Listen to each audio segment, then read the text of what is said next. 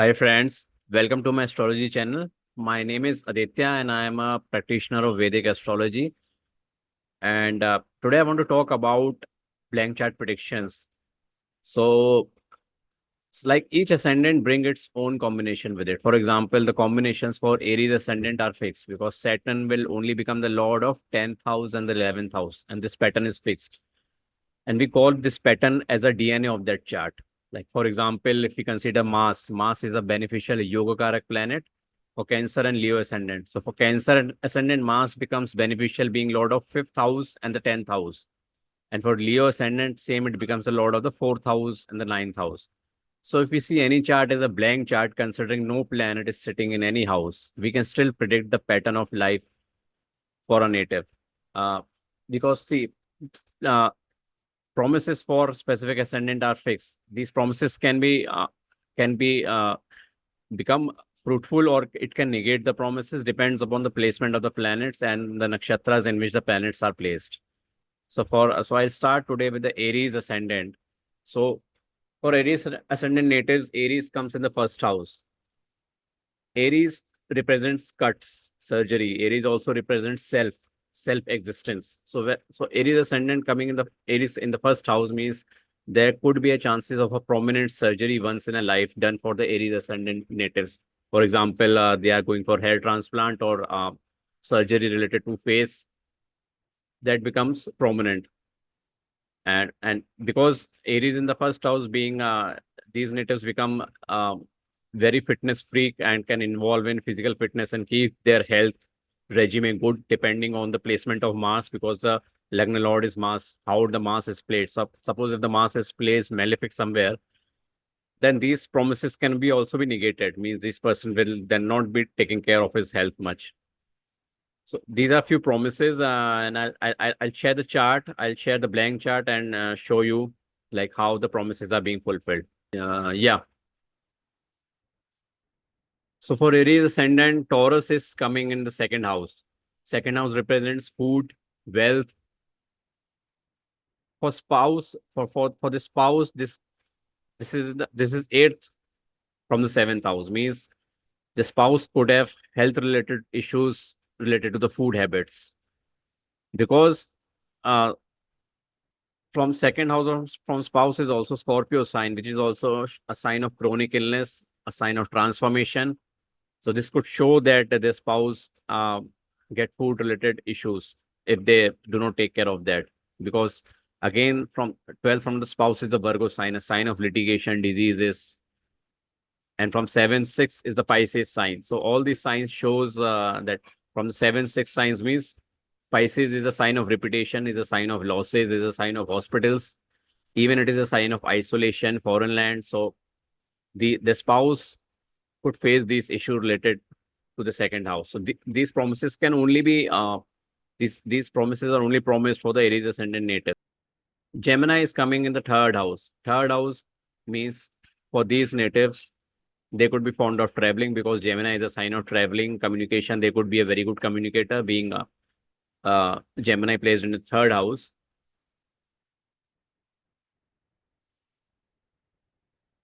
Cancer in the fourth house shows that these natives are very much attached to their homeland, their mother, because they have their emotions coming in the Cancer sign. Fourth house is also a sign of emotions. And suppose, for example, wherever they go outside to do some party, so they cannot stay outside. It's like that they want to come at home afterwards. That shows that how much they are attached to their natives. The Cancer coming in the fourth house shows that promise. For Aries ascendant natives, Leo comes in the fifth house. Leo is a sign of Purva Punya, and it shows that the natives are very much attached to their children. They have their past karmic attachment with their children's. Virgo coming in the sixth house. Virgo is a sign of litigation, is a sign of diseases. So this shows that these, because it is Virgo is also fourth from the third house, it shows that their siblings could have property related disputes where these natives has to involve with them. Virgo also is the 10th from the father house, ninth house. So it shows that there is some litigation or some debt that are left from their father, which they need to fulfill. Third from the fourth house. Fourth house is a house of mother. So it can show that during the travel, their mother could uh, get injuries or can get some untimely events. Virgo is also 12th from the sixth house, from seventh house of spouse. So it can show that the spouse legs could have issues or health related issues related to the Virgo sign, because Virgo sign also show diseases, and it is 12 from the sixth.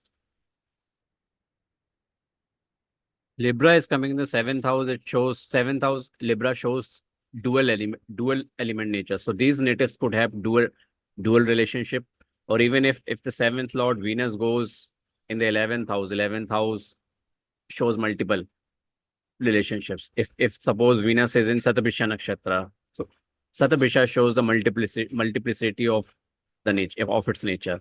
So it can show, it depends upon the seventh lord where it is placed, but Libra signs shows the dual element, which it could show that the native could be involved in dual relationship. Also, it's a sign of marriage. For kid, it is third from the fifth house, which shows that their Aries ascendant native kid could get married in the neighborhood, because third house is a house of neighborhood. From fifth to third, it's the seventh house of Libra sign.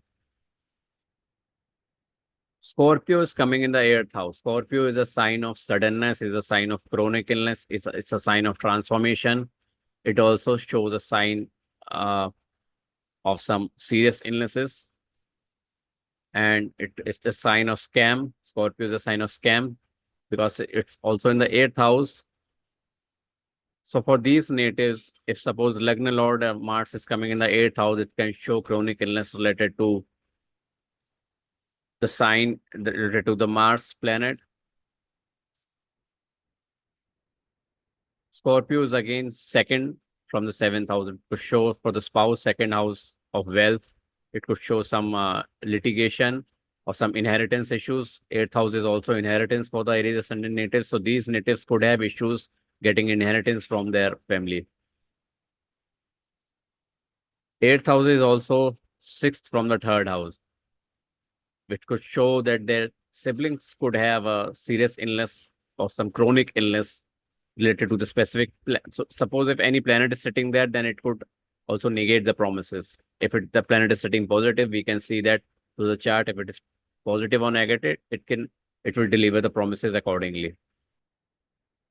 Sagittarius, for these natives, Sagittarius coming in the ninth house, it shows that father, they belong to a well-to-do family and they are very well off in this situation.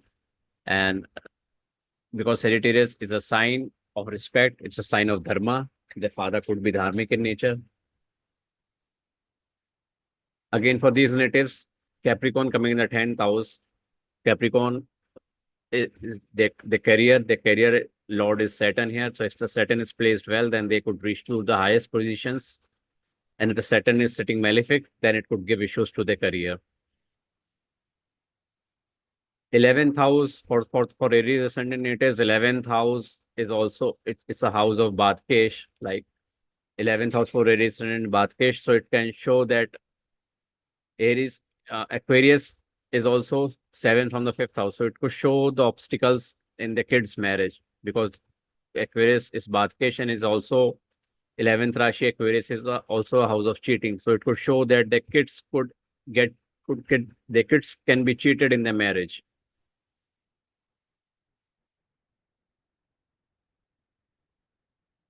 For Aries ascendant, Pisces is coming in the 12th house. 12th house, Pisces is a sign of losses. It's a sign of hospitalization. It's a sign of repetition. Pisces also shows repetition of anything. And it is also a sign of foreign land. It could show that the natives could settle in foreign land, or they can go to work in foreign. They can do their profession in the foreign land, because from the third, it is 10th. For father, their property could be in the foreign land, or they feel isolated. They love to be being isolated, because from father, fourth is a sign of fourth is a house of sukh. Their sukh goes in the foreign land, or sukh goes in the isolation. Or even the father could have property related losses, because it shows from the ninth, it is fourth, which is the Pisces sign.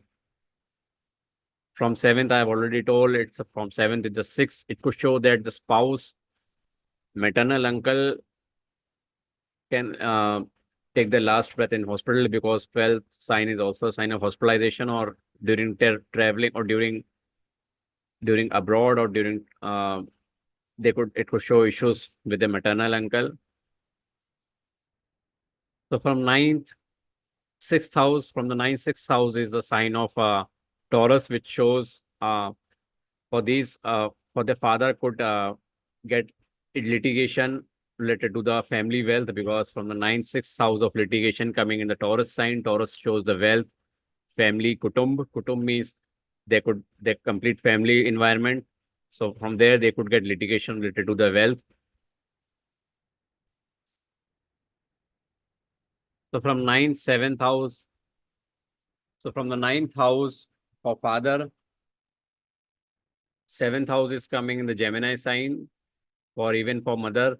So third house is also in BPHS. Parashar Rishi has mentioned that third house is a house of longevity for parents, because it's seventh from ninth and it is 12th from the fourth house. Seventh house is always the Markesh house. So it is from father or from mother. So it could show that either during the last time of their parents, either these native could be traveling, or they are not nearby their parents. The parent could suffer sudden travel related health issues as well, because for mother, third house is also a sign of untimely events. Virgo is a sign of untimely events. It's a sign of diseases, accidents. Again, the Gemini sign is coming 12th from the fourth house, and from the fourth, and the third from the fourth is the Virgo sign. So these are few promises. So there are multiple promises that we can see from a specific ascendant, and these are only the few promises that I've shared. So these promises, either they can be fulfilled or they can be negated, depends upon the placement of the planets. But the promises are fixed for each ascendant. We just need to check like whether these promises can be fulfilled or these can be negated. So we need to see exactly in which nakshatra the planets are sitting and how they are behaving with each other, and from the each bhav madhyas. These are the details which we need to see, and would request you to please subscribe my channel for more videos I'll be sharing. And to connect with me, I'm providing the link in the description. You can, if you want to consult me, you can connect with me. Thanks a lot. Thank you.